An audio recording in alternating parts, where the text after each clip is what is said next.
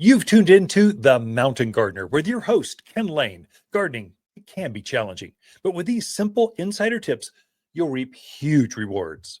Now, let's tune into today's Mountain Gardener with Ken and Lisa. There are some planting mistakes or blunders that rookie gardeners or new gardeners to the area I find it's a consistent theme. I thought I'd share just a few of them, not all of them. There's not enough time.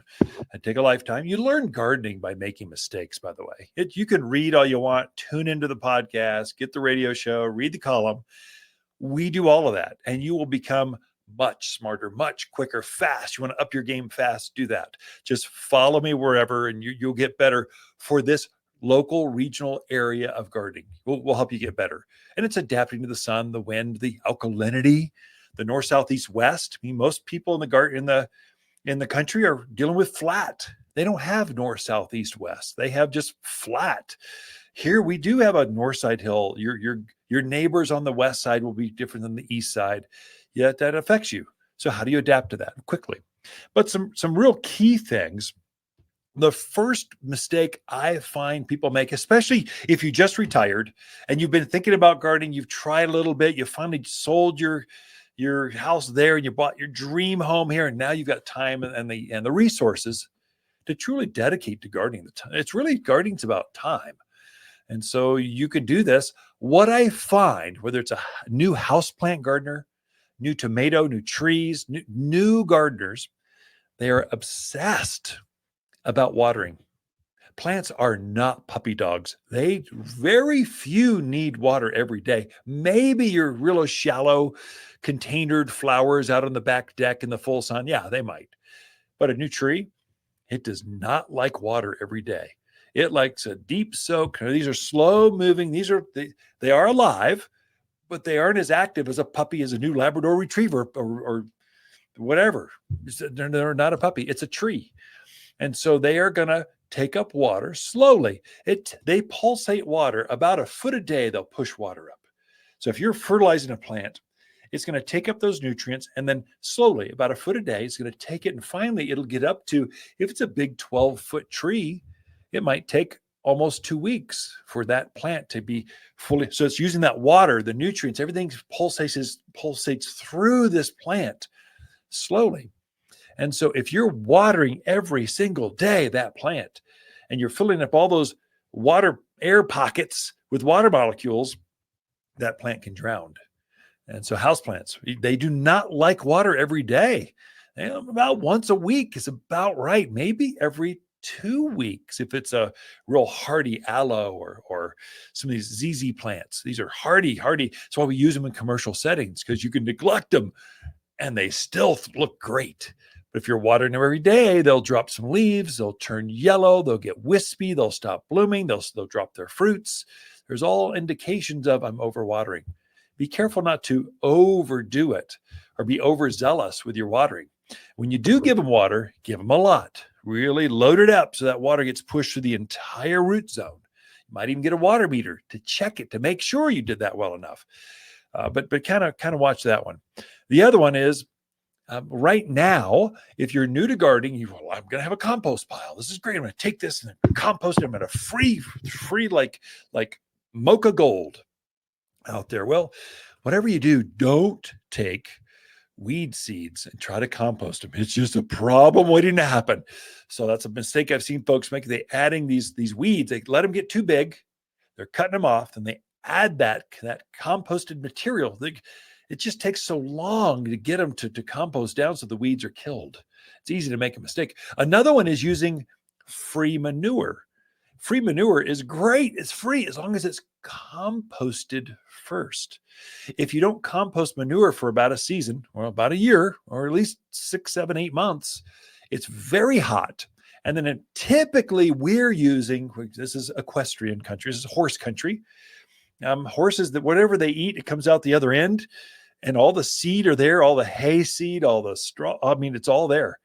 And so you're now taking that fresh manure, adding that to the top of your gardens. And now all of a sudden you've got this alfalfa field, not a garden. And now you're fighting the grass coming through it. If you compost it first, it gets rid of all that. Plus, there's this ginormous, I mean, it is the biggest grub I have ever seen that loves horse manure. He gets in there and it's like a 4 to 5 inch grub, white organic. It looks like an alien life form is laying and now living inside this manure pile. Is going to come up and suck you on your jugular vein. It's just scary looking. Well, they do like to eat the roots on your plants. I've had several customers pick up this glorious new free load in their pickup truck and take it over, added that to the garden. And they added the grubs that were living there and introduced them to their new gardens here. So just compost it first, and they're all baked out of that. If you use it fresh, that's just kind of school of hard knocks. I've just seen that happen too many times. I just want to share that with friends. My name's Ken. We're just friends talking over the back fence. This has kind of worked for me. And here's some things I don't want you to make a mistake with. I want you to have better, more successful gardens. Another one right now, gardeners that are new to gardening, they're afraid of pruning, especially this time of year. Don't be afraid. Plants they're like plants are like a beautiful woman. They go to the salon, they come out even more glorious than before. Well, plants, they like to be frosted and tinted and trimmed and cropped, and they love that. Plants feel more beautiful when you give them a haircut. You keep them shaped. They bloom better if you take those spent, old, raggedy flowers off. They'll bloom again for you. If you got a big old branch hanging to the ground, cut it off. It'll actually grow out of it and come back even more beautiful. So don't be afraid. What the book says, here's the years of education. You can prune up to 10% of the foliage mass anytime you want. Peak of summer, it's going to be 100 today. You can prune 10% of the foliage mass. So that's a lot, actually. That's a major branch. That's a major haircut. In the winter, you're pruning that heavy pruning. So in the winter, when it's dormant, you could prune up to 30% or a third of the foliage mass. That's a major pruning. It's like, I'm going to really thin this apple tree out. I'm going to really cut back this juniper hedge. I'm going to really cut back. Light pruning now, heavy pruning in the winter. Don't be afraid. You can hardly make a mistake with plants. And so you could fertilize your way out of any mistake you might have made. So don't be afraid to cut back. The other one is just ignoring where plants like or just not talking. We put them in the ground and I ignore them. You got to these are living plants. They're reacting to where you put them in the ground. And so they like certain areas and they dislike certain areas. And if you're not sure, and it starts with sun and shade, those are the obvious ones. I love the plant. I went to the garden center. I went, oh, I love hydrangeas. It's so pretty. And then I go put it out in full sun. Oh, they are not going to like that here. Our elevation just bakes them. I know they do that in the Midwest, but here at this elevation, we're a mile high. They're at sea level. That's a mile's worth of atmosphere of sun that just bakes. You're close to the sun up here, and it bakes your hydrangeas. But if you put them in the shade, oh, they thrive. They just love it. They love the bright reflective sun coming off of there. So you got to put them in the right place. And then you just don't want to ignore them. So for mine, my hydrangea, just talking hydrangeas, this is any plant really though, but my hydrangea, put them in the ground, not in a container, my back patio, north facing, it's shaded, and it bloomed its heart out. And then the flowers started to fade. So I cut them back. I was working with them. I didn't ignore you.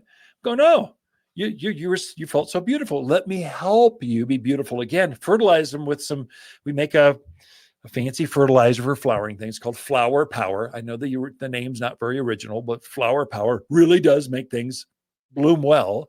And so gave it some Flower Power a couple times, and now it is in full bloom again. Just like that. Don't ignore your plants. Put them in, and if they're reacting, help them. Maybe we might have put them in the wrong place, or maybe they got a bug, or maybe there's something in the soil, or it's reacting. Maybe it's just stressed out, and you need to give it a little.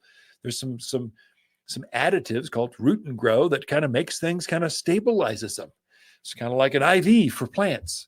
So you can give them an IV and make them come back for you. Plants do not want to die. They will live if at all possible. You have to kill them for them to die, because they're going to come back if at all possible. And it's just reacting, not ignoring them, but reacting to it and helping them come out of that. Anyway, it's the Blunders.